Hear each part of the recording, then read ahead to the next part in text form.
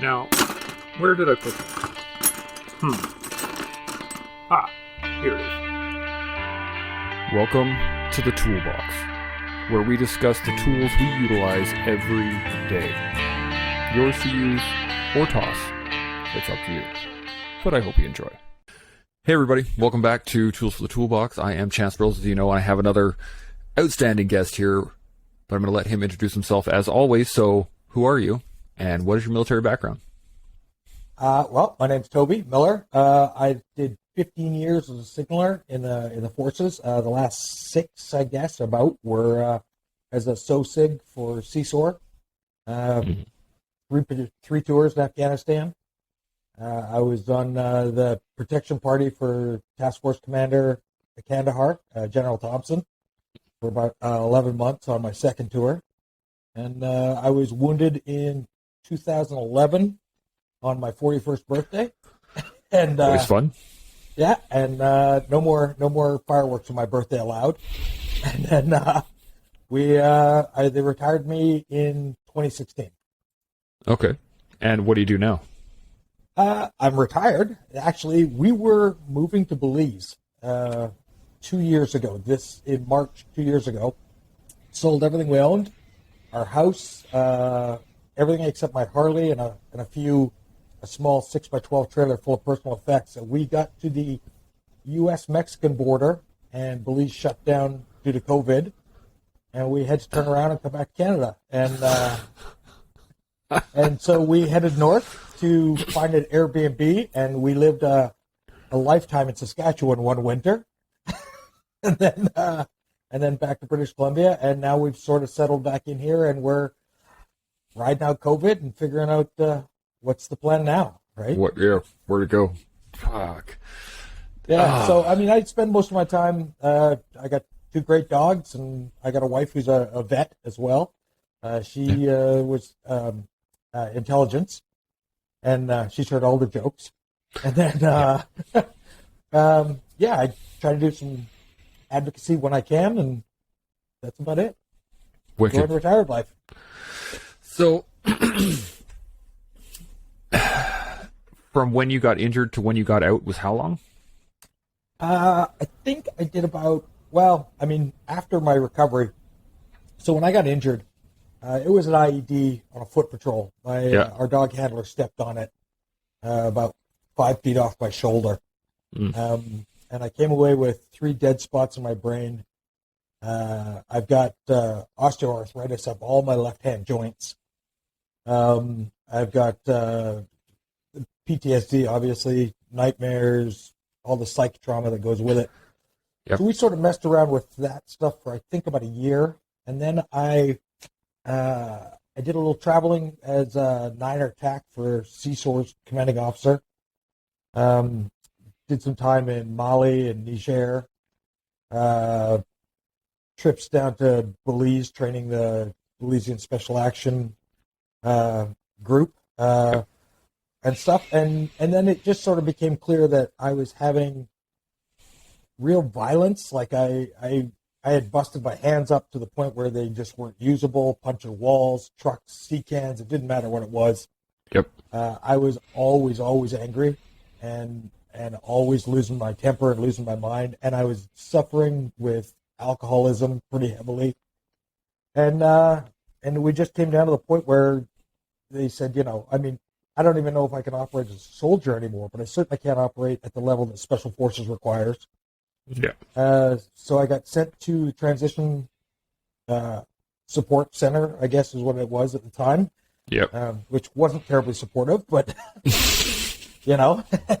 And then for support centers, they rarely are. Yeah. And then we came to, we decided, the doctors decided I was going to be released. And they asked where I wanted to be released from, and I'm a West Coast boy. Mm-hmm. My wife is from Ontario, and I'd spent 15 years in Pet. Never posted anywhere else. Petawawa my whole career. And, how's that for luck, right? Yeah. And, And then, so I said, well, let's go to Comox, and we came out west, and I think I had another year out here, but I didn't, like, they were like, the sergeant major was awesome. He's like, yeah, call me or come in once a week. That's it. Yeah. You know? Yeah. See you later and take care of yourself. And that was how my last year in the Army went. Just didn't even show up. Man. So that I think it was about 5 years, 5 or 6 years Okay. between of sort of messing around and trying to get it sorted out, and just finally came to the conclusion I was as healed as I was going to get. Neuroelasticity in your brain decreases as you get older, and I was an old soldier. I joined at 32, you know. So. Oh man, you were the old man on course. You were always that old man on course, right? 32 at basic, 39 I think when I got into CSOR. Yeah. Yeah, I was the oldest guy on Stone 3-3 in Zangabad, and man, it's funny, I was 23 when I got in, and I was the old guy there, right? Yeah. I think there was one or two other guys that were older than me, but I know what you mean about that anger too, because when I first recognized that things weren't right was when I got posted from 1CR. I went to Meaford, and right. I had a blast there. Like, I was really enjoying myself. I got to work. I got to do my job. I got to be treated like an adult. I was a master corporal. Like, I had a certain amount of authority. Anybody say that about Meaford? Well, as an instructor, it was great, man. As a recruit, it was not fun. And I made sure of that. But the thing was that I was still angry all the time about fucking everything. And then I was like, and you don't even know what. Yeah. You don't even know what's triggering it. Exactly. And I would like blame the regiment, right? I'd be like, 1CR was horrible. This leadership fucking pissed me off today or whatever. But I would wake up in the morning and be angry. And I would just be like, well, fuck, it's because I got to go to work. And then by the time I got to Meaford and I was still doing it, I'm like, this ain't right. That day where you look in the mirror and you go, oh, there's who's responsible. Yeah, exactly. Shit. I knew it was that. Damn it. Yeah, that exactly. guy's an asshole. So how was the actual transition once you got out of the Army and started civilian or veteran life, I should say? I mean, the things I ran into and the things that worry me about the future for guys transitioning out and becoming civilians is when you run into guys who've got brain injuries or PTSD and stuff, and they don't know how to navigate the system. And so we've got different entities here. You've got the Transition Support Unit and the Canadian Forces. You've got Veterans Affairs. You've got CISIP. So you've got all these entities, and none of them communicate with each other. None of them talk to each other. You know, I mean, it's evident purely in our taxation. The fact that none of us get taxed properly and owe 15 grand every year, or 7 grand, or 8, or whatever. Yep. That just shows you how much they don't speak to each other. And I think that that's something that needs to change. So when I went in, I had no idea what I was entitled to. First off, we all know that sort of guilt that goes along with getting out, being wounded. There's some survivor guilt. There's some, I don't deserve, guys are way worse than me. We were talking about Jody, our good friend Jody, and I look at Jody and I'm like, Jesus Christ, Jody's missing his fucking legs. Yeah. What kind of shape am I in? Like,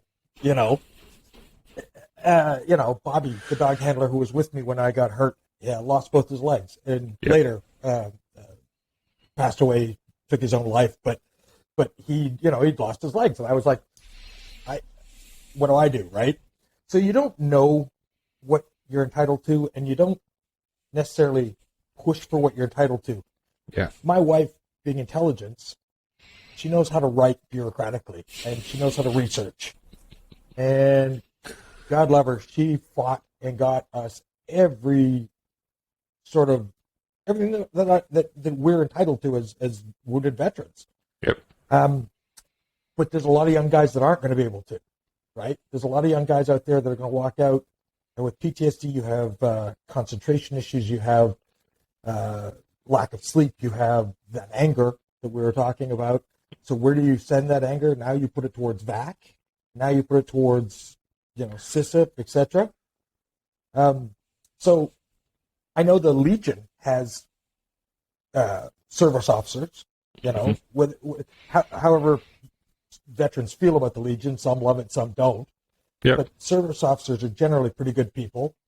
But I don't think that should be necessary. There should be service officers at our transition centers. Yeah. You know? Yeah.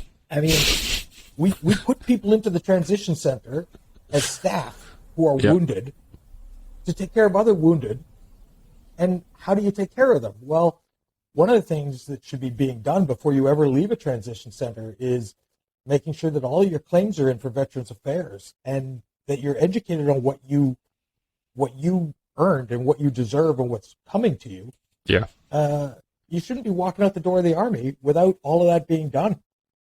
You know, it's one of the issues. And so that was the issue I ran into was, you know, you leave and you're like, okay, well, for the next 2 years, I get 90% or 75% of my income. Now I got to deal with VAC and figure out that other 15.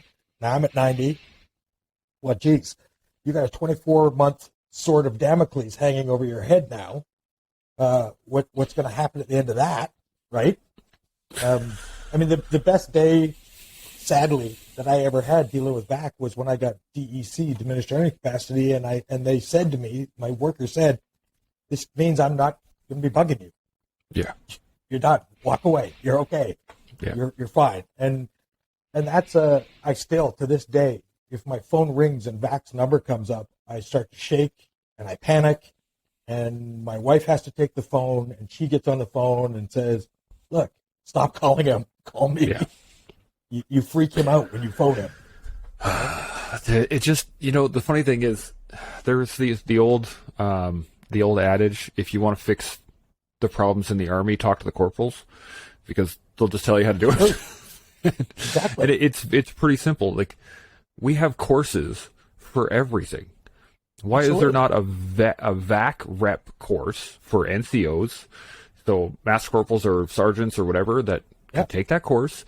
They could have 2 or 3 of them or 5 of them or 10 of them in the unit, right? If you're getting out, immediately talk to that person. He's going to say, "This is what you have to do, blah, blah, blah, blah, blah. Here's your paperwork." And you and I were talking about this the other day, was that, like, sergeants and above are much more used to doing admin. Absolutely. So if you haven't reached that rank and you're not doing a ton of admin, you're not doing all the paperwork, you know, the odd leave memo when you're a private or a corporal, right? You don't have a lot of admin to do. And generally, you don't even have to put a memo in for that. It's just block leave. Everybody gets it. Exactly. You know? And so, like, you're rarely doing it. And you get out and all of a sudden VAC's like, "Okay, well, here's 75 pieces of paperwork. We want you to fill it out, initial it, date it, take this one to your doctor, take that one to your psychologist, take this one to your dentist, go over here with," and the privates are sitting there like, "Oh, and find a doctor." Right. Oh yeah. And then find a doctor on top, like, which is a whole other ball of worms wax for the military, with releasing guys who are wounded into a society where there's no doctor for them. And what are you going to do? Go into the walk-in clinic? And I go into the walk-in clinic and I have to explain with a file. I got brain injuries. I have PTSD. I have nerve damage. I have biological shrapnel in my body of other people's bones. You know, like, how do you explain that to a civilian doctor, and a new one every time, right? Yep. And you can't get to a specialist without going to see the doctor to begin with, and you can't blah, blah, blah. Absolutely. And it fucking snowballs from there. Like, it's just bad. But I mean, what you were saying earlier, having somebody there to, like, help you with the admin, that would, at a minimum, would be a great thing. I mean, and then if you have people that are getting out that still want to stay, like, in, this is what I never got. Like, the Americans do this pretty well, where if you're injured, you can still work. Right? Like, absolutely. If you lose a limb or something like that, and you're still capable, well, you go into an admin position. Absolutely. Cool, man. The fact of the matter is what do we like to preach in the Army? Mentorship. Yeah. Well, mentor somebody on their way out the door. Mentor them out the door back to being a civilian. Exactly. We're very, very good at building soldiers. We're really shitty at building civilians. Mm-hmm. You know? And it would behoove the military. This is the other thing. Like, if you think long term, it would behoove the military to give the world high functioning, well trained veterans into the world of business and blah blah blah, right? Because then you get out and you're like, 20 years down the road, and that CEO who is running this large scale business like, I don't know, Arrowhead Coffee or something like that. Yeah. Would that people look and go like, wow, that's a veteran? Okay, cool. And that's what they get in their mind. We got you, Len. Yeah, exactly. There you go. It's that long-term game that no one Absolutely. seems to be playing. And I remember when I was in and I was pissed off and bitter and angry and fucking walking around the regiment just all my NCOs would be like, you don't like it, get out. And you're like, Yeah. but I do like it, I just don't like this. What's going on here? Yeah. Yeah. So yeah, it's the funny thing is that this actually leads into what we want to talk about today, is that just the ability to put yourself first. Yes. It is so foreign to most of us that being sat down and explained, like, okay, look at this. You're not going to have a section commander anymore. You're not going to have a warrant. You're not going to have lieutenants doing your paperwork. You're not going to have clerks. It's on you. This is what you need to do. You suddenly are looking around for an adult and realize you're the only adult anymore. Exactly. Uh-oh. I swear someone was going to tell me what to do. Like, Yeah. Well, when you're conditioned to know where to be, what to be wearing, what time to be there, and what you're going to do when you arrive, and then all of a sudden it's a freedom overload. But not only is it a freedom overload, but it's a responsibility overload. Yeah. We live a society, a microcosm of society in the military where it's service before self. Always service before self. You know, you worry about the country first. You worry about your platoon first. You worry about your squad first. You worry about your fire team partner first, and you're last in line. And when you walk out the door to the Army, you have to be first in line at this point. You know, it's not optional. Now this is all about you, and we're not very good at taking care of you. You know, I mean, Yeah. we've not been trained to do it well. You know, so I think that it's something that if we're going to continue to operate as a professional military, we have to recognize that we have to have exit strategy is not just for a war or something. We need exit strategies for how to get guys back out the door when we're done with them. When we finish doing the job, how do we get guys back out the door and make them effective human beings? Because the fact of the matter is like you said, I 100% agree. Healthy veterans are good for this country. Healthy veterans are really good for this country. They can provide leadership. They can provide experience. They can provide a viewpoint that nobody else gets. If you haven't seen, you know, Kandahar, or you haven't seen Zangabat or Panjwai, and you haven't seen people suffering the way they do over there, then you can't understand it. And to be able to bring that into society and say as a member of our society, hey, it's important to bring these Afghan refugees here, and it's important to do this stuff for them because this is what their life is like at home. Yeah. We've actually witnessed that and we've experienced it. But if you're unhealthy, it's very hard to do that, to fit back into this society, right? You instead of being like this, it's Yep. you know, where do I fit? Where do I belong? Yeah. And I think a lot of that could be probably lowered by just a better transition system. Oh, 100%. And There are guys like you and I who could be doing that. You know? Yeah. Like, You know, there are guys who want to stay in. yeah, and I was going to say, like, it wouldn't take a lot. I was talking with Mark Campbell about this at one point, and we were saying that what the Army needs is like an out camp, right? It's like you have a boot camp to get in to learn how to be a soldier, and you need like an out camp to learn how to be a veteran, because this is the other thing, and it always irked me. I've said it so many times, and I have to really correct myself regularly, is that, you know, you say, oh, I got out and I became a civvy, and it's like, no. You're not. And you never will be again.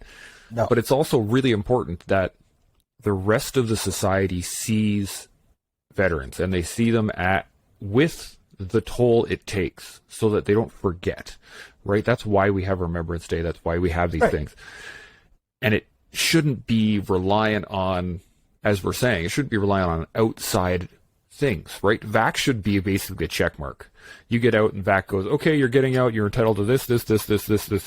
Here you go. See you later. Have a good life. The transition should be in the exit of the military, not after. Not after. Right. Yeah, that's all stuff that should be done before your last day, before you leave the gate. And I mean, VAC is a culture, unfortunately, of denial, and it should be a culture of belief. Mm-hmm. When a veteran walks in the door and says, hey, this is wrong with me, it should not be a question of, okay, go prove it. It should be, okay, then let's get you some treatment, and then we'll talk to your treatment team and see, where this stems from and where you're at. But instead, you walk in the door and you say, well, this is what's wrong with me. And they go, yeah, well, prove it. Go find me a doctor. You go find me a doctor. You go find a psychiatrist. You go find and that's all stuff that should have been done before you walked out the door. The Army shouldn't be done with you till you are, they make a commitment to us to not put us into combat until we're as fit as we can be to do it, in the best, set you up for success. Well, they're not setting you up for success when they let you go. And that's, for me, it's a concern. I think that I had hoped when I saw us doing the sort of switch, Deputy Minister of Veterans Affairs was going to be the Minister of National Defense and vice versa. And I was like, hey, here's a start. They're going to be able to communicate. But they don't. It still didn't work. They still don't talk to each other. They still don't work towards a common goal. And the common goal should be healthy veterans walking out the door. We're as healthy as we can get them. Yeah. Yeah, there's, I think one thing that our training system doesn't quite do well enough is getting us to recognize what we're actually worth. Yeah. Like you're told throughout all your training that you're a bag of shit and you're fucking horrible and blah, blah, blah, blah, blah. And you can't do anything right until you graduate. And then you're like, huzzah, you're a soldier now, right? Yeah. We don't take enough time badge. Right. But we don't take enough time to really bring home the point that you are now a finely tuned fucking tool that can be used for basically anything, especially in the engineers. Just the amount of jobs that you can do and be tasked out with, it's insane. And we get to a regiment and they're like, all right, fucking Sprague, get your ass over here, and you're treated like shit and you get fucking welcomed to the unit and that kind of stuff. Eased into the unit. Yeah, sure. We'll call it whatever we want to call it. But, but there's not enough point where they say, you know what, you're actually worth something. I think once I think I was on my fives course, they're like, just so you guys know, you are like a $330,000 tool that has been fucking hardened and sharpened over the last 4 years. And we were all like, huh. I have some value. All right. Okay, cool. All right. But yeah, you get out and you have no value again. I'm just chance at that point, right? I'm not Master of Burles. That's not me anymore. And I'm sitting at home with a 5-month-old baby going, now what? Yeah, I don't know what to do with my hand, right? It's you had to Ricky Bobby that thing the whole time. Yeah. And then to recognize like, oh right, I am still worth something. Right? Because even with the title, DEC, your diminished earnings capacity, or you're a disabled veteran, or like whatever, right? You still have value and you still have worth. You just have to be kind of shown it, I think, a couple of times. Yeah, and you have to learn to recognize it yourself, and you have to start to have some self-worth, A lot of guys get out, and I know I did for, Jesus, it was a couple of years of beating myself up. If I can't be a soldier, then what the fuck good am I? And, if I can't be, part of this team, I had in Zangabad, it was a privileged position for me. I was on a team of Special Forces operators combined with American Green Berets. And for me, that was a real privilege and an honor to be in such rarefied company. and then to get out and be like, well, now what am I? Now what do I do? You know, well, I mean, here I am now, 10 years post explosion, and what I am is a good husband and hopefully a good dad to my 2 daughters. They're both grown and moved out, but a guy who loves his dogs and who tries to help out other vets whenever I can. You know, I invested a bunch of time and effort and energy into getting about 21 Afghan refugees into Vancouver in the last few months. They worked for us in Afghanistan. 3 of them did. And actually, the 3 that worked for us were all directly related, family-wise, to the interpreter who helped carry me to the HLZ when I was wounded. You know, so I mean, I had a big connection there, and that's the things that start to make you feel like, oh, wait a second, this is who I am. I'm still the same guy. I just don't have a uniform anymore, and I don't have a gun anymore. Yep. And that's okay, because a uniform and a gun only gets you so far. It's the heart, and it's the heart and the attitude and the training and the desire and all of that made you who you were in uniform. You're the same person out of uniform. It's just different clothes. Yep. You know? Yep. Yeah. And that's hard for young guys to pick up. Oh, yeah. Especially when you grow up wanting to do one thing, right? Like I have a picture of myself when I was like 4 in a olive drab sweater that said Army across the front. It was, like that's everything I wanted to be. And right? Yeah, as soon as you get out, you really have no direction. Yes. And you've spent your entire career in the military. This is the other part of it, where you spent this whole time in ranking against each other, right? You're always comparing and looking at each other and saying, okay, well, that guy has this course and that course needs things, so he's going to be on that. He's going to be this guy, whatever. Like you're always compared to each other. And swimming in a pool full of alphas. Yeah, right? Like exactly. So you want to be like, all right, you know, I can do one more. Fuck that. I'm going to do one more. Like you're always pushing yourself that little bit. But when you get out, that same recognition, that same thought process devalues yourself constantly, right? Because like you said 100%. earlier, oh, that guy's missing his legs. I got nothing to complain about. Yeah. But you know as well as I do that you can drown in 2 feet of water as far as 7 or 20. It doesn't matter, right? Yeah. Like, it takes like 2 tablespoons to drown in. So really, absolutely. Yeah, it's funny because you sort of talk about wanting to. This is what you wanted to do your whole life. When I was about 9, I grew up in Manitoba until I was about 13, and I moved to the West Coast. And our farm flooded every year. And if it was a really bad year, it was huge flooding. And the last year, I remember it being really bad. Red River floods, PBCLI and engineers came out from Winnipeg and just filled thousands of sandbags and saved our farm. And I, from then on, I wanted to be a soldier from like 9 years old. Yeah. And I got to British Columbia at 13, and I joined cadets. And I did cadets for years until I was 19. And then life sort of got in the way, right? And there was girls, and then kids, and jobs. And I was a professional diver. I got 1,000 hours underwater at least, probably, you know. I used to dive for a living.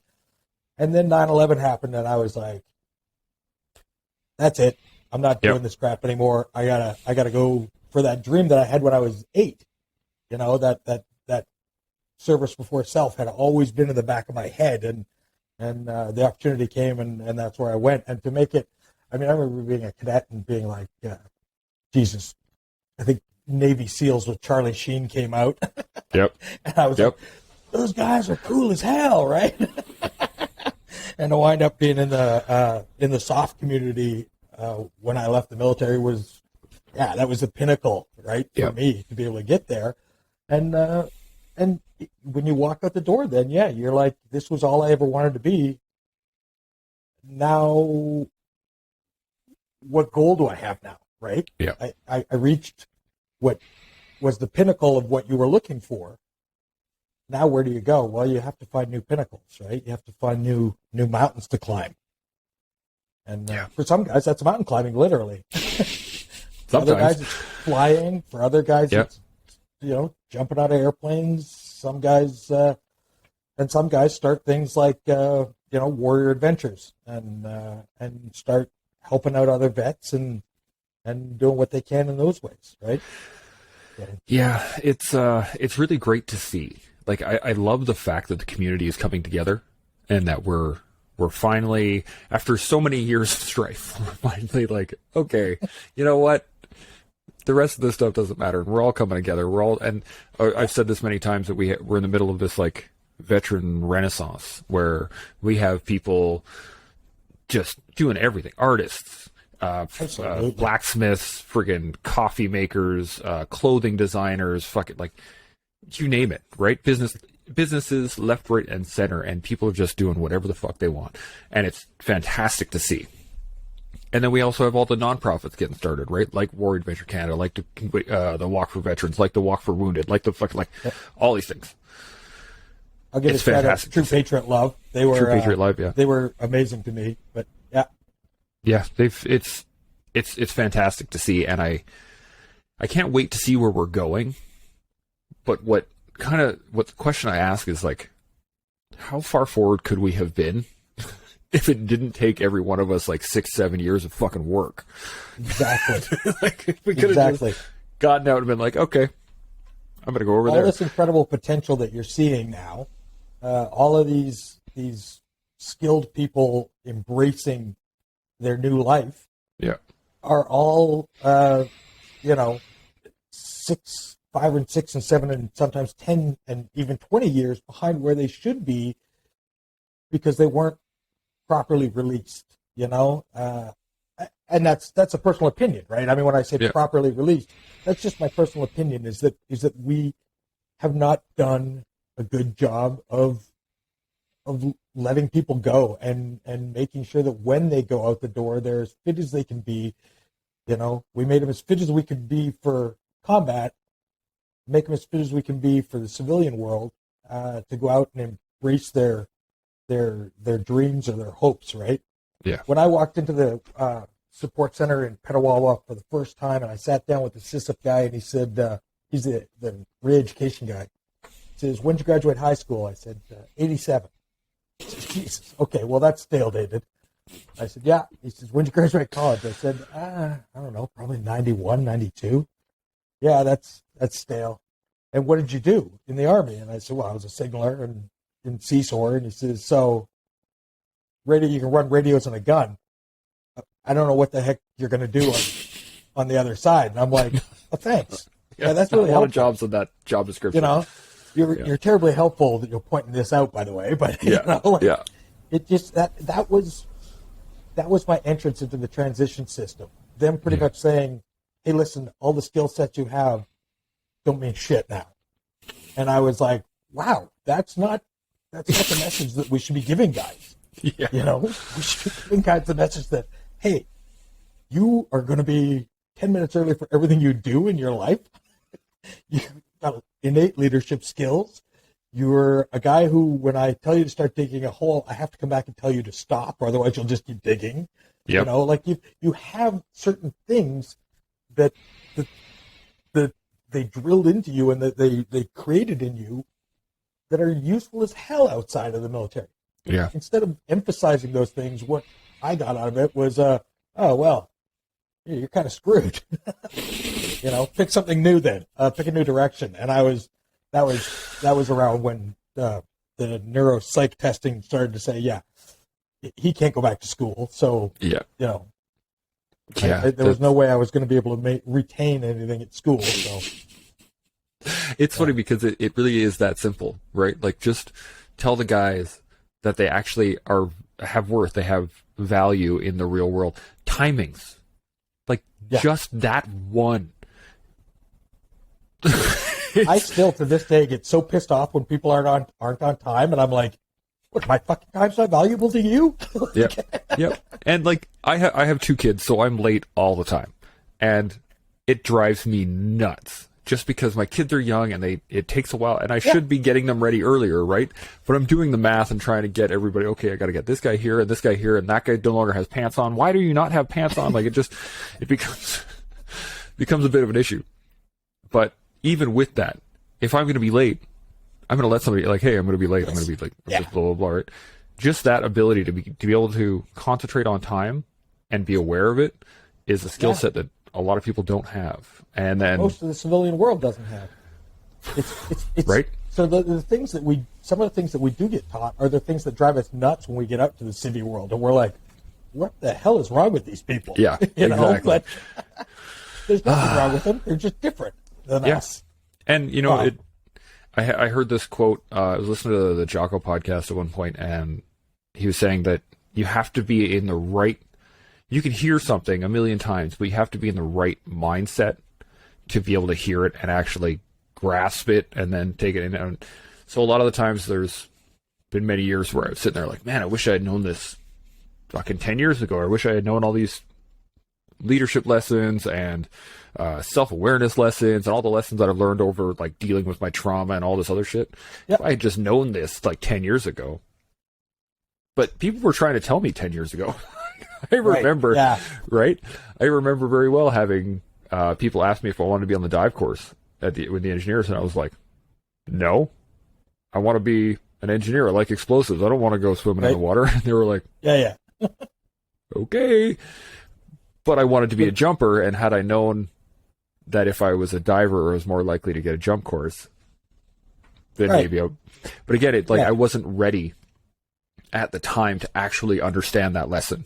And it wasn't until 6-7 years down the road where I put it all together. and that's sort of, I mean, that to me, that brings up an interesting sort of idea for operations like VAC is, it's great to go out and hire more caseworkers, because I recognize that, they're working on benefit claims from 1918 or 1920 now. I don't know, but, I think they're a little bit more up to date, but something like a little more up to date, but, they're, they're doing claims from the Somme, but why when we're looking at hiring all these people, why aren't we hiring 4 or 5 dozen veterans who have been through the system and who understand what you're entitled to and stuff like that, and having them be able to help vets sort of just like this on camera, even just to say, okay, so here's what you need to fill out in order to get this claim or in order to get this benefit. You want VIP? Here's what you have to do.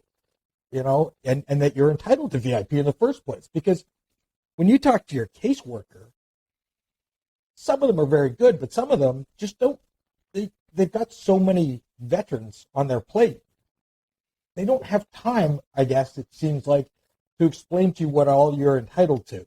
Like, you're supposed to go figure that out on your own, And when you've got guys with PTSD and traumatic brain injuries, good luck figuring that out on their own. I get, Cope Wilson's one of my best friends in the world, and he's a so JTAC, and, they've invested a couple $1 million into him. And when he got out, he didn't know what he was entitled to at all. And I was like, this is a smart cat. He's a smart dude, but because he's got some of the same traumas as we have, he doesn't concentrate well enough to be able to, so that's a situation where, because it's a friend, I'm there to be able to say, hey, let's help lead you this direction. Let's get you here. And I think that's something that VAC could be looking at doing, right? I mean, they shuffle it off to the Legion volunteers instead. Well, and this is, I was thinking about this earlier. We shouldn't have to have all these other things, right? This is that's what the VA should. That's their job. Absolutely. That's the whole reason you exist, right? The fact that they're service officers in the Legion as a position, it just that shouldn't be happening. No, the VA should be taken care of. That's their fucking job. It's great that the Legion does pick up that slack. Absolutely. Why? Absolutely. Why are they doing it? When we talk about True Patriot Love or Warrior Adventures and stuff, it's great that these guys exist. But it would be even better if they didn't have to. Yeah, exactly. But these things could be. What was it? They handed back like $1 billion or something like that last year, 2 years ago, something like that. why can't that money just like fund Warrior Adventure Canada? Yes. Bang. Absolutely. Now it's a VAC run program. They just basically hands off. You guys do whatever, right? But Exactly. it's able to run and it continues to go and all these things. It blows my mind that we're not actually utilizing what we have in the system that for some reason doesn't want to get it. And I actually know the president of one of the major organizations who was meeting with one of the highest ranking officers in the military one day, and the officer said to him, "We need you to just stop. We're not going to give you any support. We're not going to provide support to any of your big fundraising events and stuff." And he said, I wish that I could stop. I wish you didn't need me to do this. But at the end of the day, you're not taking up the slack. So don't support me. I don't care. I'm going to do it anyhow, And that was the attitude that was coming down from command level to a civilian agency filling a niche that D&D and VAC have both failed to fill, Yeah. And it's not like this is new. It's not like nobody knows. There's 40,000 of us went to Afghanistan, for Christ's sake, and I mean, Jesus, I was there in 2008 and 2009 with General Thompson, and I'm pretty sure the number was about 38 ramp ceremonies. Yeah. With the task force commander, we did 17,000 kilometers on his lav in that time, because Thompson was not a guy who liked calf. He wanted to be out with the troops all the time. So every time somebody was hit, we would be doing the runs back in, and we'd go to the ramp ceremony, and that alone takes a toll, Yeah. So you can have people who were on staff in the cashier's cage who are messed up because they went and watched 38 of our brothers and sisters get loaded on planes. Yeah. So this is not a goddamn surprise to anybody that we were going to come down with this sort of psychological trauma at the end of a 14-year war in the desert. Yep. I'm still some days blown away that it's required. I'm so happy that there are organizations like Wounded Warriors and stuff, but I just wish to God that we didn't need them. I wish that we did it right in the first place, Oh, 100%. But and again, these are lessons. This is lessons learned. Right? Lessons learned, absolutely. And this is, I was talking to an American buddy of mine, and he was like, we had a Vietnam. we had an entire war where people came home and they weren't taken care of. Yeah. And the VA system is by no means better right now. But the war has been going on long enough that the changes have been made, right? So now it's getting better. And I think, unfortunately for us, I mean, both fortunately and unfortunately, was the war wasn't long enough. And so we have we have leadership who's in place now, who's there, not that they're bad people, but there are a lot of people got out, right? Yes. So it became slim pickings on who you're going to grab.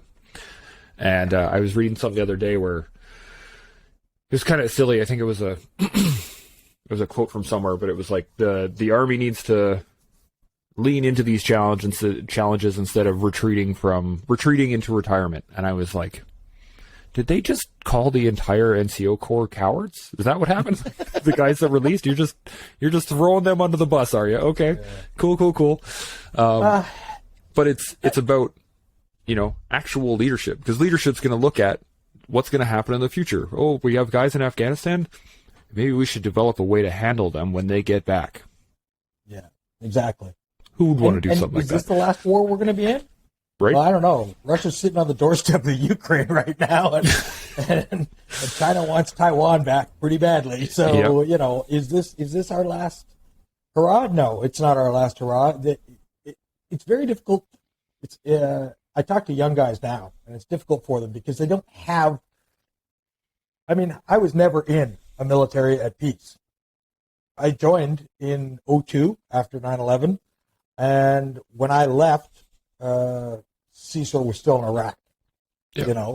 So I've never been in a peacetime army, and I feel for the young guys I talk to who are like, well, what have I ever got to look forward to? There's no deployments. What am I going? I'm going to Latvia. Yeah. Like, but be patient because it'll happen again. It's human nature to fight, and that's something we're going to have to do. And I hope to God that maybe we learn some lessons off of this one. Hopefully, but I doubt it. Yeah. Well, I mean, the biggest lesson that I took from all of it, right? So I grew up southern Alberta, in a country, in the city, back to the country, back to the city. Like I was kind of all over the place, and everything I saw growing up was that your value as a man was determined by the amount of work you could do. So someone that does a job and volunteers and does this and goes dancing with his wife and takes blah blah blah, right? That's a very valuable human being, right? Because he's constantly putting out work. Yeah. But what I realized over time was that your value is not actually defined by your work. It is not determined by your work at all. Your value is determined by how you value yourself. So if you don't value yourself and you get out of the military and everyone that you've talked to along the way out says, good luck. Yeah. You don't have much value. No, it's absolutely true. We come out the door of the Army feeling often like you failed, right? Like if you've been medically released, you've been weighed and measured and found wanting, and yep. I certainly never wanted to be carried off the field of battle, and that's what happened. And it sat with me for a very, very, very long time, and still does on occasion. When I see my friends, I talk to my friends who are still, at the regiment, and they're still doing the job, and I'm like, oh man, I feel like shit because I'm not that guy anymore. Yep. But you have to sort of, one of the things we have to try to do in that transferring of guys to being civilians is to make them understand that that's not an indicator of you. It's not a reflection of you that you were hurt. People get hurt. The odds are, when I stood on Vimy Ridge at the memorial and I looked down the hill, in 2003, I was on leave from Afghanistan with my wife. We were both on Roto Zero. That's where I know Jody from to start with. But and looking down that hill and thinking, Jesus, the Canadians ran up that. Yeah. The numbers, the odds that said you were going to not survive that unscathed were astronomical. So in 14 years in Afghanistan, the odds that you weren't going to come out of it unscathed were fairly high. They weren't that kind of high, but they were high.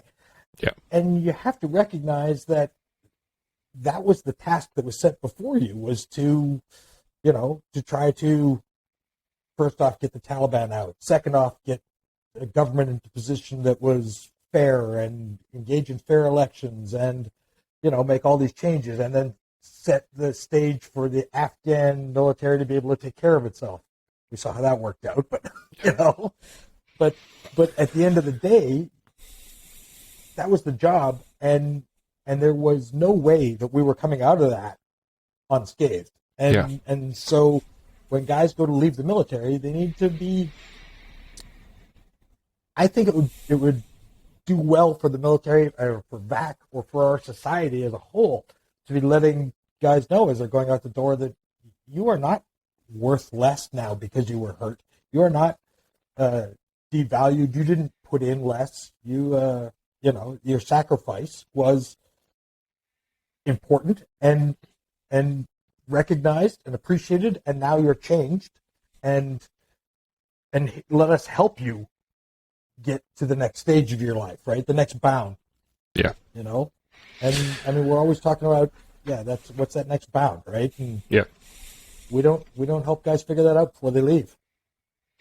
And that's the trick, right? Like I remember when I was in, there was this feeling that you were taking advantage, right? If you were to accept anything, you were taking advantage, right?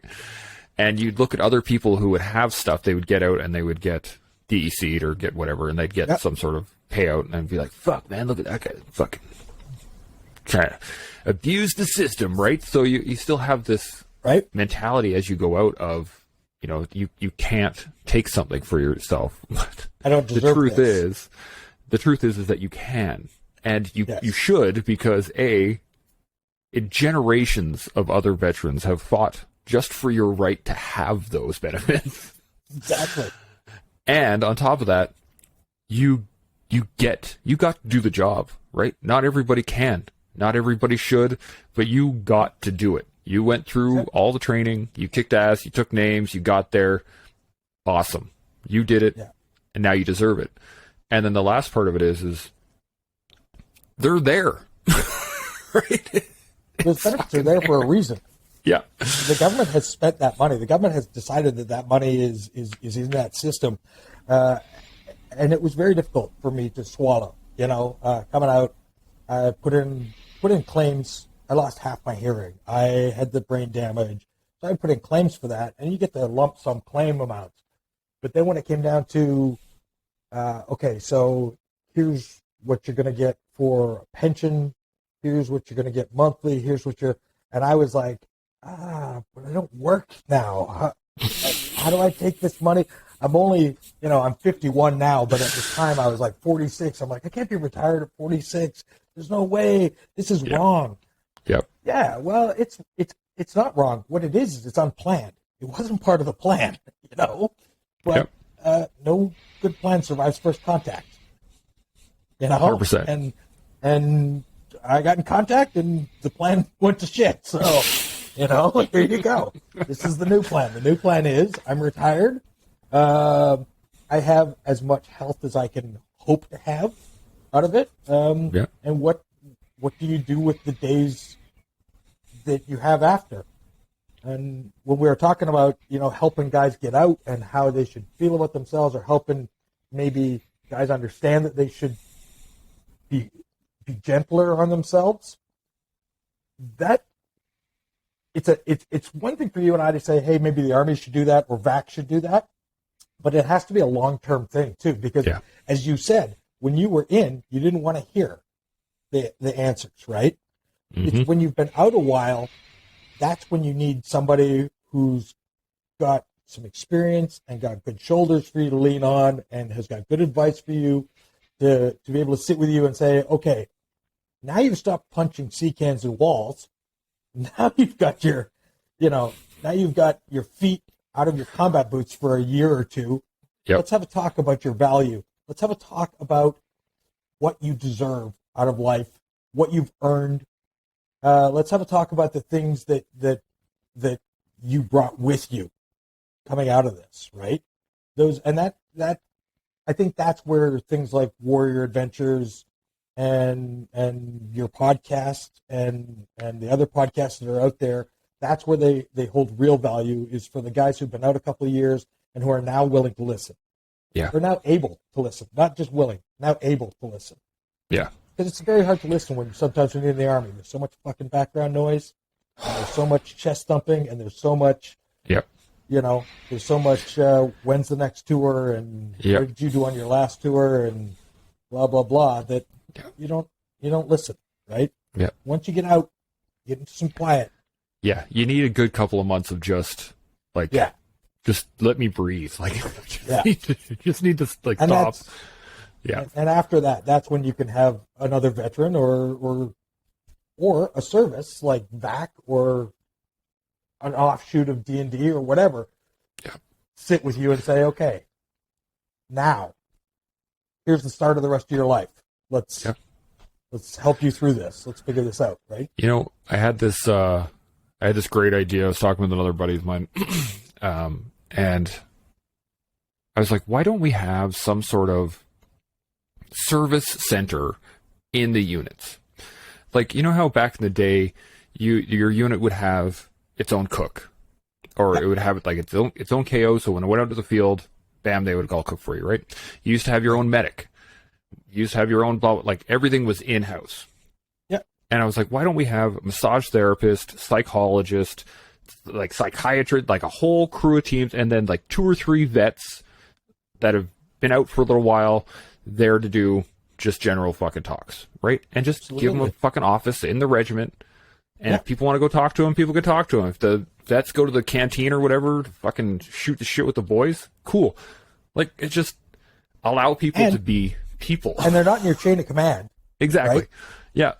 One of the best things about CSOR was that we had our own shrink, our own muscle massage therapists, our own physiotherapists. It was all self-contained. And so you could have that. I think that it would have done well. And I mean, when I was in, the regiment was still in its infancy. You know, it was still very new and learning. And I was one of the first guys in the unit wounded. So it was a learning curve, you know, but I think that that's a great idea. Having a couple of vets as, I don't know, sort of peer support, mentor. Yeah, like a liaison team. Yeah, you know, for guys who are looking to get out or who are going to be getting out. I mean, when you talked about having a boot camp, an exit camp, I think that's an outstanding idea. If you had a cycle starting every couple of months on base, every 2 months they start a cycle, and it's a 2-month cycle, and so anybody who's getting out within this time frame shows up on this cycle, and they, for the next 2 months, belong to this course. Yep. And it doesn't have to be in uniform, no marching NCOs, none of that shit, because they're guys who are hurt and have psych issues and stuff. Yep. But it's just a group of guys with which you can head forward a common goal. Being a civilian, you've got a common goal, you've got a team, you're together, and you can together be educated on what your benefits are. And that was supposed to be what the SCAN seminars and stuff were about. But it was the SCAN seminar was 4 hours long, boring as hell, and death by PowerPoint. Yeah. You know? And it was usually filled with NCOs, and the privates never got them. And like exactly. You know, the guy who's been in for 28 years and who's getting out to go back to his farm. What's he need a SCAN seminar for? You know, but the young private who has 40 more years in the workforce, you know, it's I mean, there's all kinds of issues out there, and you can't, unfortunately, when you're dealing with bureaucracy, you know, it moves slowly. Yep. Moves very, very slowly. So it's all about patience. I heard there's this quote that I love, and I use it all the time. It's from the movie. You ever see the movie Spirit? The horse movie? Yes. I have daughters. Yes. Okay. So in that movie, there's a line. It's the cavalry colonel or whatever, and he's talking about breaking horse, and he's like, time, discipline, and patience are the 3 great levelers. And I just thought it was so fucking perfect, and I've used it for the rest of my life. I will use this again. But if you allow enough time with enough patience and enough discipline, you will meet your goal. You have to have a goal first. I think we struggle with that. That's one of the biggest. That is one of the things we stumble on for sure. Another point is goal setting, and we don't teach goal setting soldiers very often. I mean, you can teach it or guys will have goals like para. I want to go on a jump course. I want to go to CSOR. I want to go to JTF2. I want to go whatever. But and those are the guys you see working out religiously at the gym and stuff. But goal setting for the civilian world is something that's entirely different, and it's something that we're not used to. And particularly the guys with PTSD and stuff generally suck at it, you know. But when I set a goal now, it's like this and unachievable.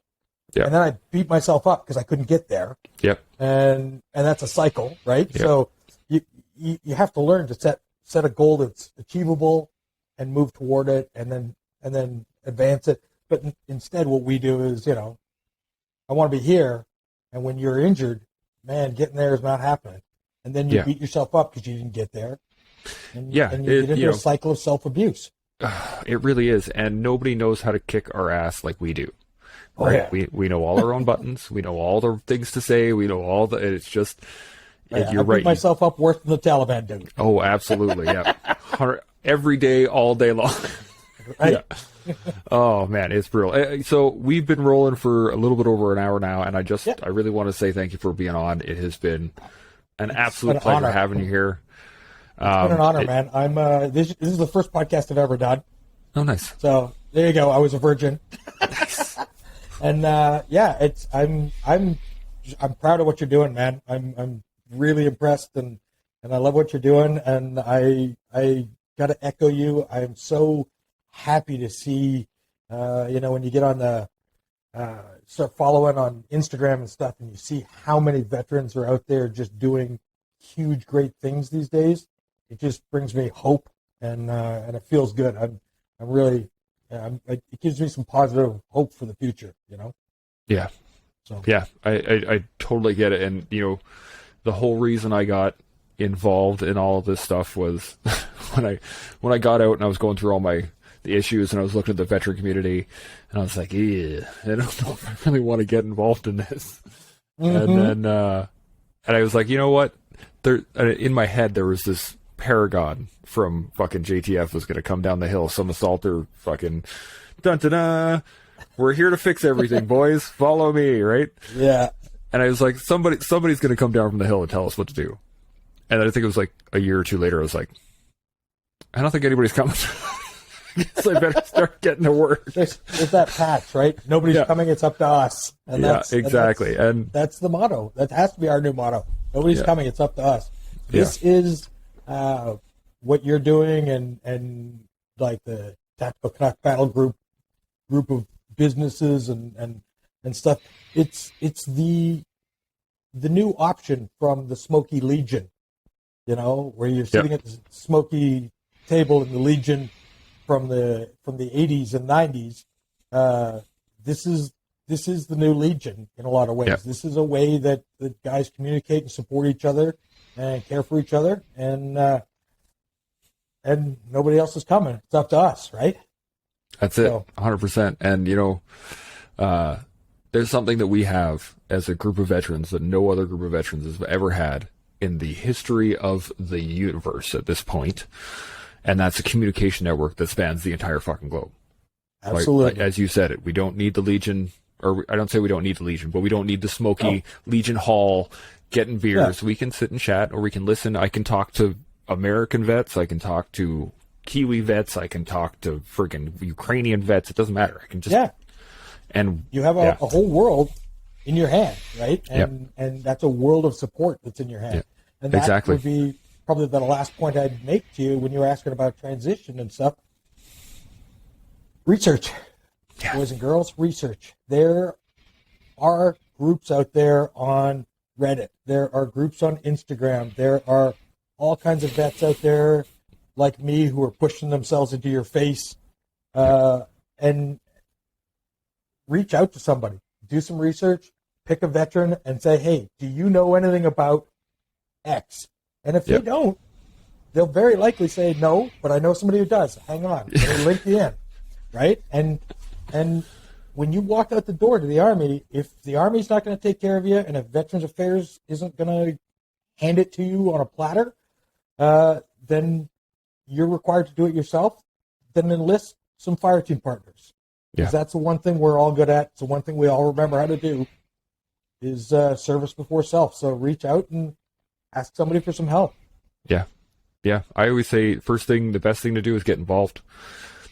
Absolutely. Just find something, get involved in it, and it'll show you where you need to go. And I mean, I got it tattooed on my wrist. The obstacle is the way, right? If something is blocking your path, figure out what it is, and then move on. Like, it just go over it, through it, or under it, or around it. Exactly. Or, blow it up, whatever. Or blow it up. Awesome. Yeah. Awesome. Thanks, brother. It has been just fantastic chatting with you, and we'll see you next time, all right? Well, thanks for the opportunity. Take care. Chimo. That concludes this episode of The Toolbox. I really appreciate y'all listening. It has been my pleasure bringing you this awesome guest. If you like what you heard, please like, share, subscribe, and do all that awesome stuff. And I hope you can use some of the information that was offered. To all those putting on the line every day, first responders, military, veterans, civil servants. You guys are keeping us safe and keeping the country running. I really appreciate y'all. Hope to see you next time. Till then, stay open, stay humble, and stay focused. Shalom.